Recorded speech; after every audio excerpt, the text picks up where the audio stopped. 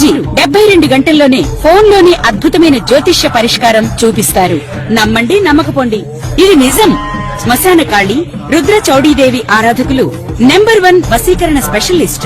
గురూజీ మనిషి పుట్టుక నుండి చనిపోయే వరకు వచ్చే అన్ని క్లిష్టమైన సమస్యలకు పరిష్కారం ఇక్కడ లభిస్తుంది. విద్య, ఉద్యోగం, వ్యవహారం, స్త్రీ ప్రేమ, పెళ్లి, సంతానం, స్త్రీ పురుష వశీకరణం, భూవశం, భార్యాభర్తల కలహాలు, కోర్టు సమస్యలు, విడాకుల సమస్యలు, చేతబడి, అప్పుల బాధ, ఇంకా మీకు ఎలాంటి సమస్యలు ఉన్నా 72 గంటల్లోనే శాశ్వత నమస్కారం అందరికీ, నేను మీ కీర్తన దేవరాయ. ఇవాళ మన ఛానల్లో చూసుకున్నట్లయితే మనం చాలామందిని చూస్తూ ఉంటాము, చాలామంది చార్ట్స్ చూస్తూ ఉంటాము.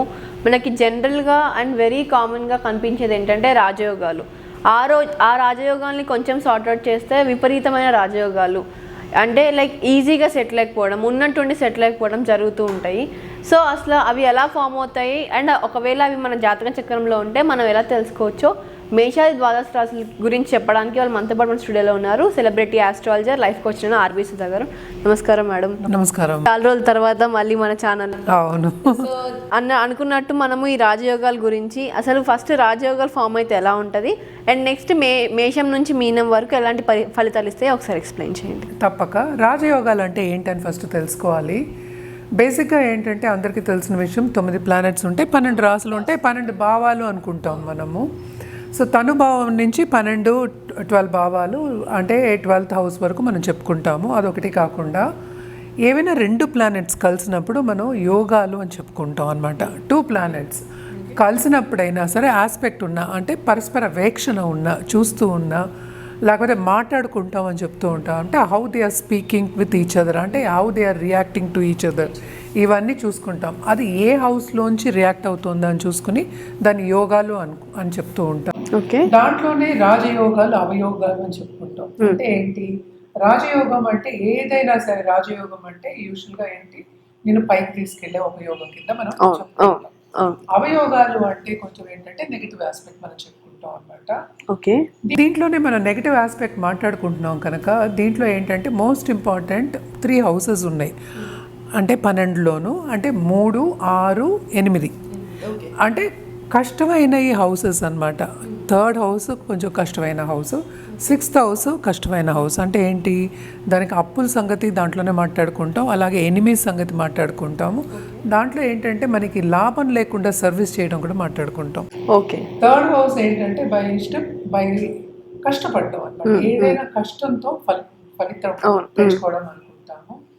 8వ హౌస్ ఏంటంటే యూజువల్గా ఏంటంటే మనకి గుప్త సబ్జెక్ట్, అంటే ఏంటంటే వెరీ నెగటివ్ హౌస్ కింద మనం తీసుకుంటాం. ఎందుకంటే లాంజివిటీ కూడా మనం తీసుకుంటూ ఉంటాం. దాంతో పాటు 3, 6, 8 దాంతో పాటు మనకి 12th హౌస్. 12th హౌస్ ఏంటంటే మన అప్పులు, అంటే నెగటివ్ ఆస్పెక్ట్స్. మనకి లోన్స్ ఉండడం కానీ, మనకి వచ్చిన ఏదైనా మోతాదు వచ్చిందంతా పోవడం కానీ, అంటే లాసెస్ కింద మనం తీసుకుంటాం. సో ఇప్పుడు మనం మాట్లాడుకునేది మోస్ట్ ఇంపార్టెంట్ 3 నెగటివ్ హౌసెస్. మనం మాట్లాడుకునేది ఏంటంటే 6, 8, 12. ఓకే. 6 అనేది నేను చెప్పినట్టు చాలా చాలా నెగిటివ్ కింద, ఎందుకంటే డిసీజెస్ కూడా మనం అందులో చెప్పుకుంటాం. కానీ ఇక్కడ ఏంటంటే రాజయోగాలు ఫామ్ చేసే ఒక దీని కింద చెప్పచ్చు అనమాట. ఎలా చెప్పచ్చు అంటే, ఇప్పుడు 6th లార్డ్ 8thలో ఉంటే, అంటే అన్నిటికీ అధిపతి ఉంటారు కదా, 12 రాసుల వారికి అధిపతి ఉంటారు. సో 6వ ఇంటి అధిపతి 8వ ఇంట్లో ఉంటే హర్షయోగం, 8వ ఇంటి అధిపతి 12th హౌస్లో ఉంటే ఏమో మనకి నాకు తెలిసి విమల యోగం, సరళ యోగం, విమల యోగం అని చెప్పుకుంటారు. అంటే హర్ష, సరళ, విమల. అంటే 12th లార్డ్ ఏమో 6thలో ఉంటాయి. బట్ ఇది కరెక్ట్గా పేరు చెప్పానో తెలియదు, ఇవి 3 అన్నమాట. ఒక్కొక్క దానికి చెప్పుకుంటాం. అది ఏంటి అసలు అంటే మోస్ట్ ఇంపార్టెంట్ అంటే ఇవి మారినప్పుడు, లేకపోతే ఆ ఓన్ హౌస్లో ఉన్నప్పుడు. ఇప్పుడు 12thలో ఉన్నప్పుడు మనం ఏం చెప్తాం, విమల యోగం చెప్తాం. సో విమల యోగం అనేది ఏంటంటే అసలు అప్పులు లేకుండా చేయడం అనేది, అంటే అదొక ప్లస్ పాయింట్. అంటే ఏంటి, నెగటివ్ ఆస్పెక్ట్స్ మనకి మ్యాథమెటిక్స్లో మైనస్ ఎలా ప్లస్ అవుతుందో దీంట్లో కూడా అలాగే అనమాట. ఓకే. దీన్ని రాజయోగం కాదు, విపరీత రాజయోగం ఇచ్చే ఒక ప్లానెట్స్ కింద పరిగణిస్తాం. ఓకే. సో మనం పరిగణించినప్పుడు ఏంటంటే కరెక్ట్ పొజిషన్లో ఉన్నాయా లేదా అని తెలియడానికి మనం జాతకం పరిశీలించుకోవాలి. ఓకే, అవును. సో అది పరిశీలించుకున్నా కూడా ఏమవుతుందంటే అక్కడ పరిశీలించుకున్న తర్వాత ఎప్పుడు ఆ యోగం ఫామ్ అవుతుంది, ఎప్పుడు యోగం రిజల్ట్ ఇస్తుంది, ఏదైనా సరే మన పెద్దలు కూడా చెప్పారు కదా, ఏమని చెప్పారు, కాలం కోసం వేచి ఉండాలి. సో కాలం కోసం వేచి ఉండాలి అంటే ఏంటి, మనకి దశా సిస్టమ్ అంటే ఏంటి, మన టైం సరిగ్గా ఉందా, ఏ టైంలో మనకి రాజయోగం పడుతుంది అనేది మనకి తెలియాలి. సో ఇవన్నీ ఏంటంటే కొంతమందికి ఏంటంటే కుతూహలం ఉంటుంది, అంటే ఏంటి తొందరగా రావాలి, తొందరగా చేయాలి అనేది ఉంటుంది. మనకి యోగాలు ఉన్నాయా లేదా, మనకి ఇంత రాజయోగం ఉంది, మనకి పుట్టినప్పటి నుంచి అలాగే ఉండాలి అనుకునే వాళ్ళే ఉంటారు. కానీ ఎప్పుడు దీనికి రిజల్ట్ ఇస్తుంది, ఎప్పుడు మనకి ఇది ఫామ్ అవుతుంది, ఎప్పుడు మనకి ఆల్రెడీ ఫార్మేషన్ ఉంది, ఎప్పుడు మనకి ఫలితం ఇస్తుంది అనేది మోస్ట్ ఇంపార్టెంట్. అది జాతక రీత్యా మనం చెప్పుకుంటాం అన్నమాట. దానికి కూడా మనకి ఏంటంటే పరిహారాలు చేయడం అనేది ఇంపార్టెంట్.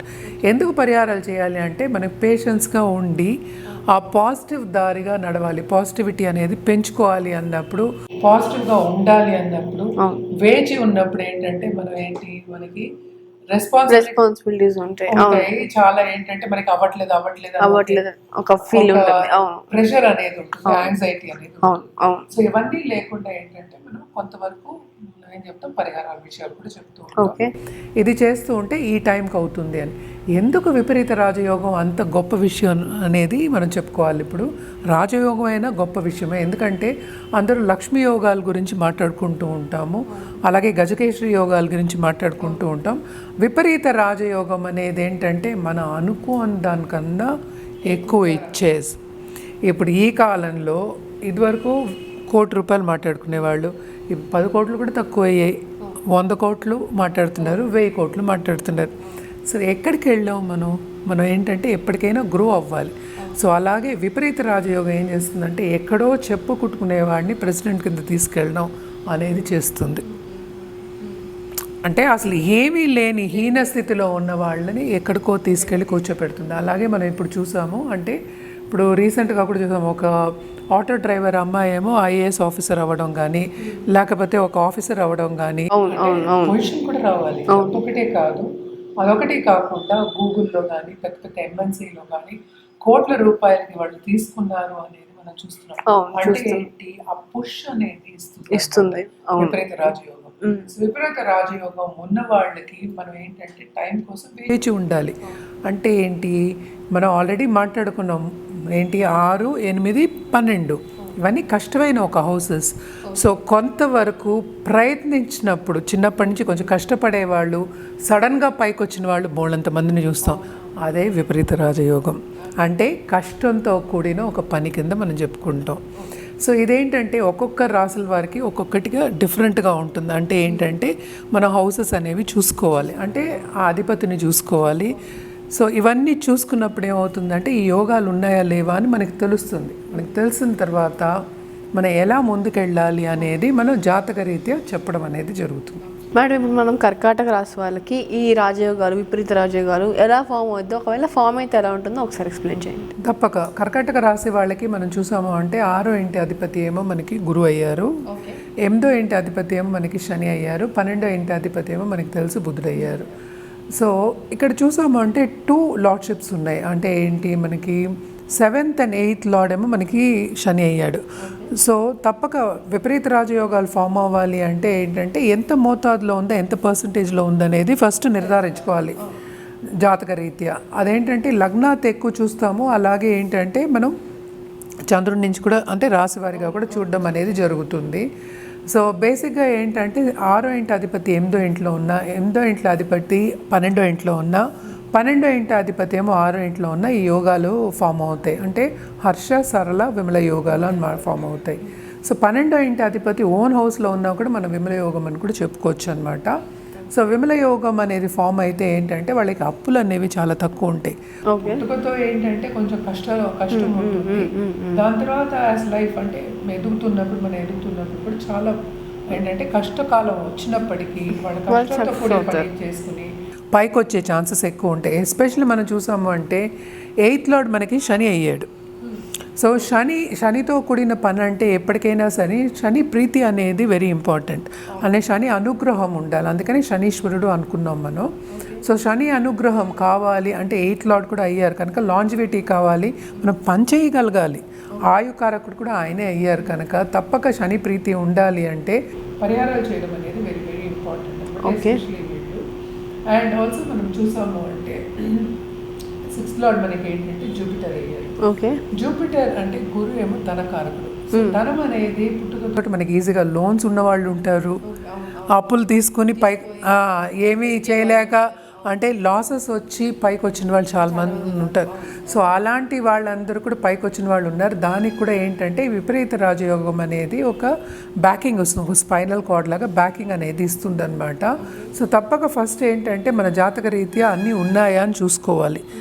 అంటే ఏంటి, ఈ రాజయోగాలు ఉన్నాయా లేదా అని చూసుకోవాలి. అంటే ఏంటి, సంపద ఒకటే కాదు, డబ్బు ఒకటే కాదు, పేరు ప్రతిష్ట అలాగే లోకం తిరిగే ఒక యోగం కూడా ఇస్తుంది అనమాట. అంటే అన్ని చోట్లకి వెళ్ళి పని చేసుకునే ఒక యోగం ఇస్తుంది. అంటే ఏంటి, strength, not only mental strength, you should also have physical strength, రెండు ఇస్తుంది అనమాట. సో ఇవన్నీ చూసుకోవాలి అంటే తప్పక జాతకం పరిశీలించుకోవాలి. వీళ్ళు ఎస్పెషలీ పరిహారాలు చేయాలి అంటే శివాలయం వెళ్ళి దర్శించుకోవడం, ఎవ్రీ సోమవారం వెళ్ళి దర్శించుకోవడం చాలా మంచిది. అదొకటి కాకుండా నవగ్రహాలకి కంటిన్యూస్గా ప్రదక్షిణ చేయడం కానీ, లేకపోతే స్తోత్రాలు చదువుకోవడం కానీ, లేకపోతే నవగ్రహ హోమాలు చేయడం కానీ చాలా చాలా మంచిదన్నమాట. ఇవన్నీ చేసుకుంటూ ఉన్నప్పటికీ ఏంటంటే టైం వచ్చినప్పుడు మనం ఏమీ చేయక్కర్ల, అదే ముందుకు తీసుకెళ్ళిపోతుంది. అదే పాత్లో అంటే ఏంటి, ఆ దారికి మనకి తీసుకెళ్తుంది అన్నమాట.